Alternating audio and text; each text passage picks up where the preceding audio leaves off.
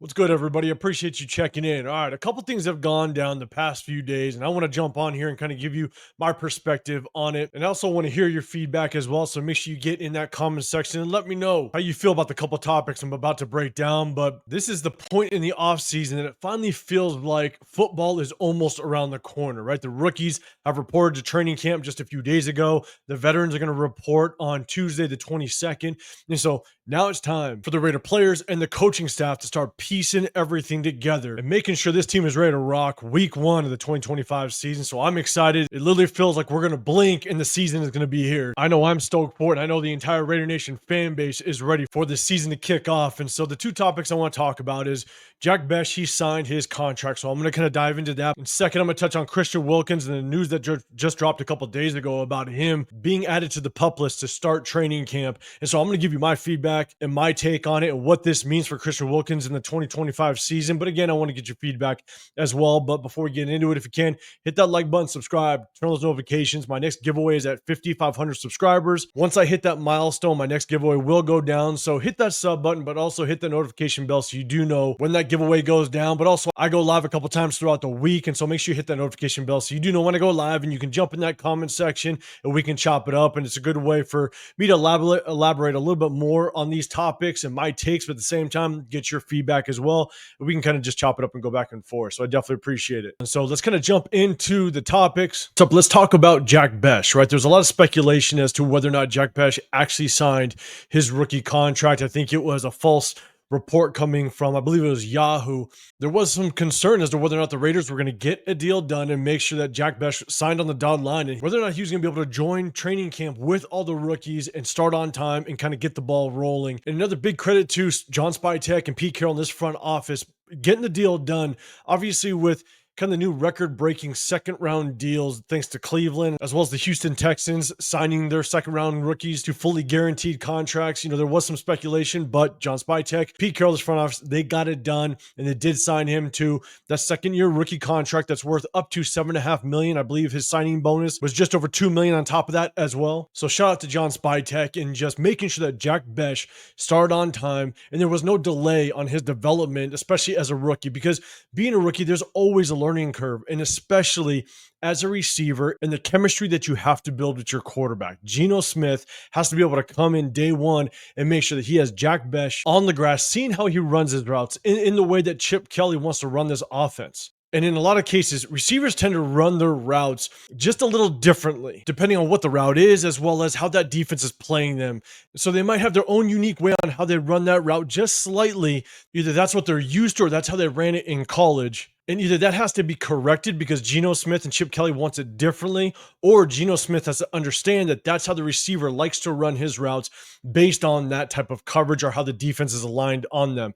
And so with Jack Bech being a second-round draft pick, it's going to be expected that he's going to be a pretty vital piece to the success of this offense. And that's the only reason why you pick somebody in the second round, because you already envision the role that he is going to have in this offense. And again, it should be a big one. And with the learning curve that the rookies already have, big shout out to Johnspytek getting it done and making sure that he reported day one to training camp when the rookies had to report to the facility. And now let's get to the big topic that was announced a couple days ago. It's about our big man in the middle. That's Christian Wilkins. The report came out that the Raiders placed D-tackle Christian Wilkins on the physically unable to perform list to start training camp. And there was so much talk over the last month or so as to whether or not Christian Wilkins was going to be ready week one, right? Obviously, there was so much talk about him being in a walking boot, whether or not he was going to get a second surgery. The doctors were suggesting that he should get the surgery. Christian Wilkins was saying that there was a report saying that he didn't want to get the surgery. And there was so much speculation. And I actually think there was a report that came out from Hondo Carpenter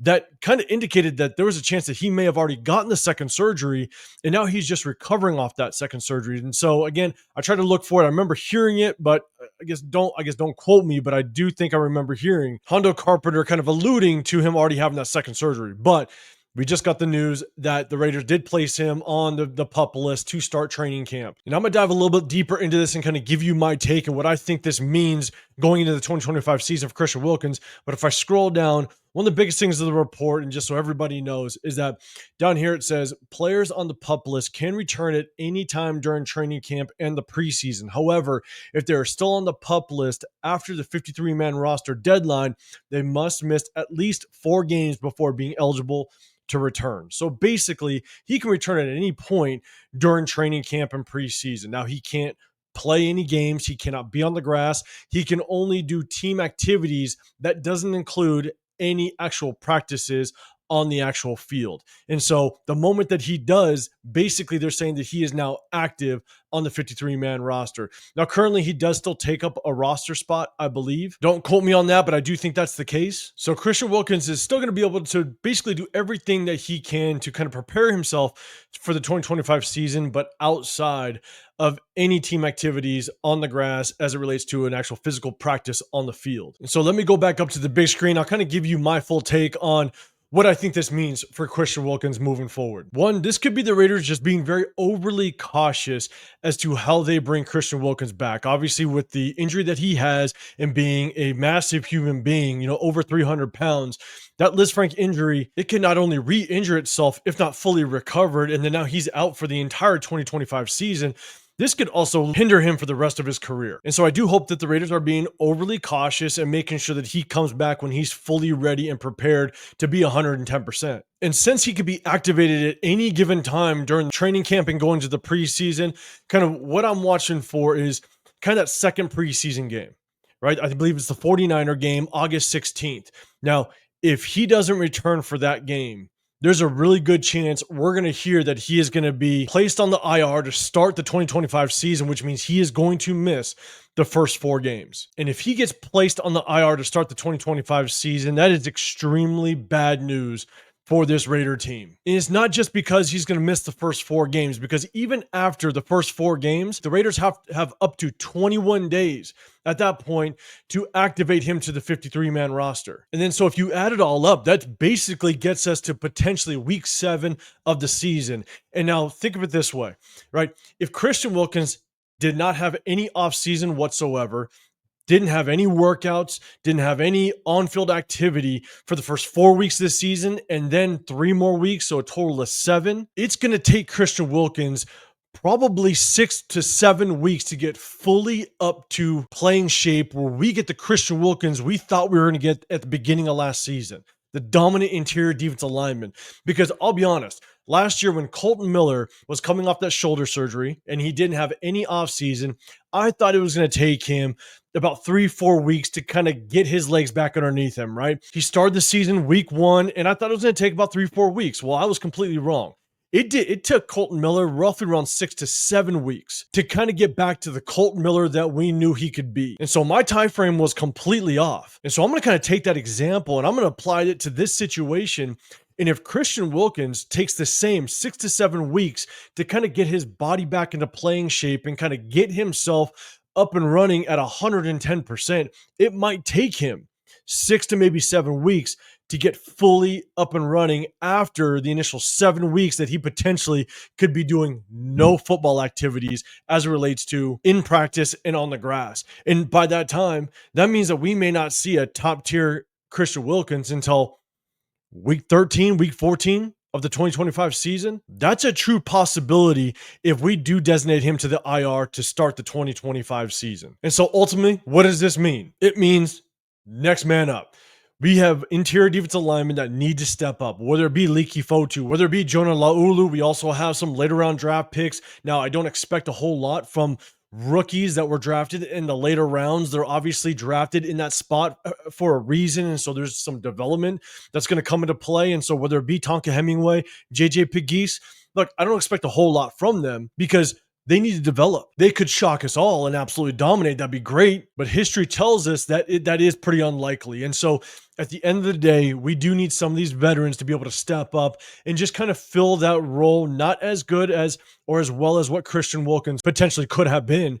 But we need them to be able to step up and kind of shock us a little bit and really step up to the plate and take advantage of the opportunity that they now have, because every single one of these players on this roster, they're professional football players. And sometimes you might come across that one player that all they needed, they were a mediocre player, but all they needed was that one opportunity to really showcase what they got. And so some of these veterans, again, Jonah Laulu, Leki Fotu, it's time to step up and really fill these shoes as much as you possibly can and really help this interior defensive line perform to start out this 2025 season if Christian Wilkins is a no-go and placed on IR to start this upcoming season. So that's kind of my take. Again, just next man up mentality. We got to see some people perform, and now this is what really is going to make preseason that much more exciting. Now we have some players that we can really focus on and pay attention to, because now there's a true competition as to who is going to replace and fill those shoes of Christian Wilkins. And so let me know in the comment section down below, who do you think is going to fill the shoes of Christian Wilkins? Is if he is placed on IR and can't start the 2025 season,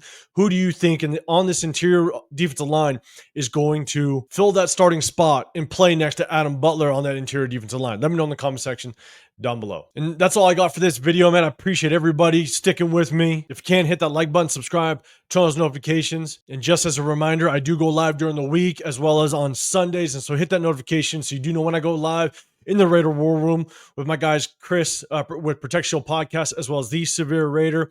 We all like to chop it up with you guys in the chat and have a little bit of fun and just talk more details on some of the stuff that goes down with the Raiders. So I definitely appreciate you. Have a great rest of your day, and I'll see you on the next one. I'm out of here.